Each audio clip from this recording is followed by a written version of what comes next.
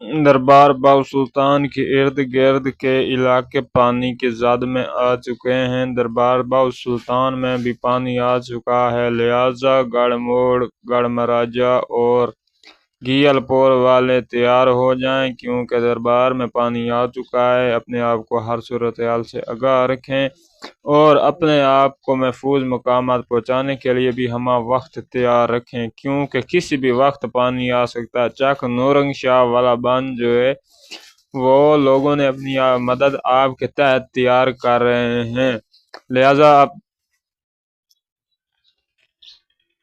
پاکستان میں حالیہ سیلاب کی تباہ کاریاں، تازہ ترین صورتحال۔ السلام علیکم ناظرین، آج کی ویڈیو میں ہم بات کریں گے پاکستان میں جاری تباہ کن سیلاب کے بارے میں، جس نے کروڑوں لوگوں کی زندگیوں کو متاثر کیا ہے۔ پنجاب، خیبر پختونخوا اور بلوچستان کے کئی علاقے پانی میں ڈوب چکے ہیں۔ آئیں جانتے ہیں تازہ ترین حالات اور متاثرہ عوام کی مشکلات۔ پنجاب کی صورتحال: اس وقت سب سے زیادہ متاثر صوبہ پنجاب ہے۔ چناب، ستلج اور راوی دریا میں پانی کی سطح خطرناک حد تک بڑھ چکی ہے۔ تقریباً 20 لاکھ افراد براہ راست متاثر ہوئے ہیں۔ صرف پنجاب میں اس ہفتے میں مزید 12 اموات رپورٹ ہوئی ہیں۔ ہزاروں گھر تباہ ہو چکے ہیں، کھڑی فصلیں ڈوب گئی ہیں اور جانور بہہ گئے ہیں۔ حکومت نے بڑے پیمانے پر لوگوں کو محفوظ مقامات پر منتقل کیا ہے، مگر اب بھی لاکھوں لوگ ریلیف کیمپوں میں سخت حالات کا سامنا کر رہے ہیں۔ ملک بھر میں نقصانات: سیلابی صورتحال صرف پنجاب تک محدود نہیں۔ خیبر پختونخوا میں اگست کے اوسط میں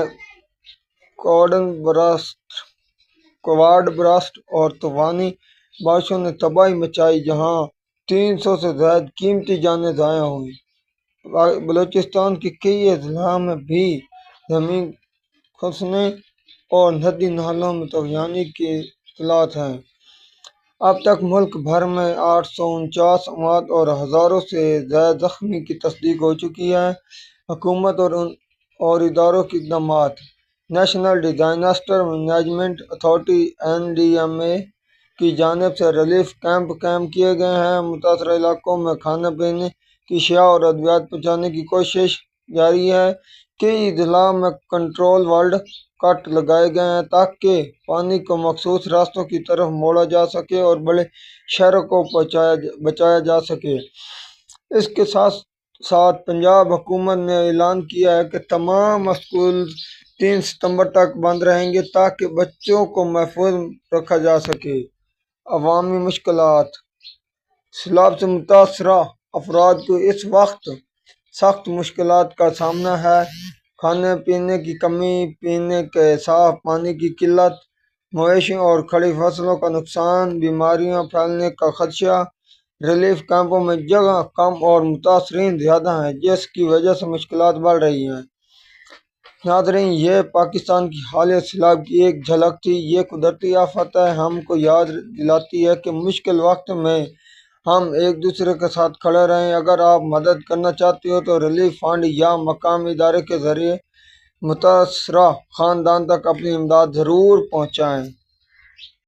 یقیناً بھارت میں حال ہی یہ ریکارڈ کیے گئے چند اہم ڈیم فیلئر واقعات کی تفصیلات درج ذیل ہیں۔ سوار ڈیم کا ہے یہ قابو تک یعنی کہ بنا پر پھٹنا۔ انڈیا نے جو سلال ڈیم سے دریائے چناب میں پانی چھوڑا ہے، اس سے جھنگ کو مکمل ڈوبنے کا خطرہ۔